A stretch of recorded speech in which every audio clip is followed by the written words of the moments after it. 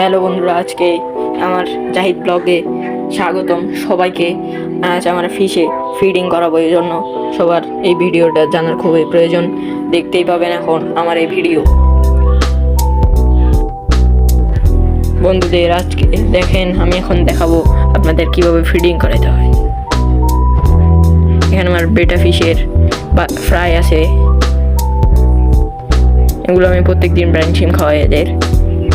এরা এখন অনেকটাই ছোট, দেখতে মুশকিল।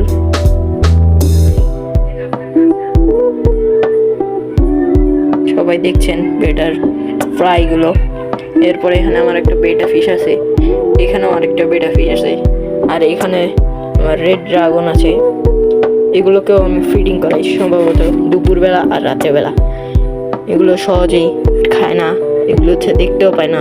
ব্রাইন শিম খাইতেও আমাদের মুশকিল, এই জন্য এরা পছন্দ করে না ভালো। আর এগুলো তো খাই না ব্রাইন শিম। এখানে মলি মাছ আছে, সবাই দেখতে পাবেন।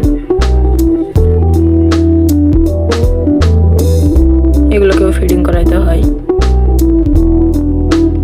এরা আবার ভালো মতন খায়। এখানে আমি গরম পানি নিয়েছি, এখন শীতকালের জন্য আমি গরম পানি ব্যবহার করি। মাঝে মাঝে মাছগুলোকে এই গরম পানি দিই আমি। গরম পানি না দিলে অনেক মাছ মরে যায়, এই জন্য আমি গরম পানি দিই সবসময়।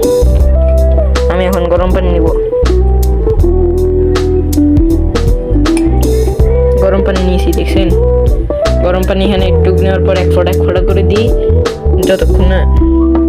যতক্ষণ না পানি একটু গরম হয়। একটু করে দেওয়ার পর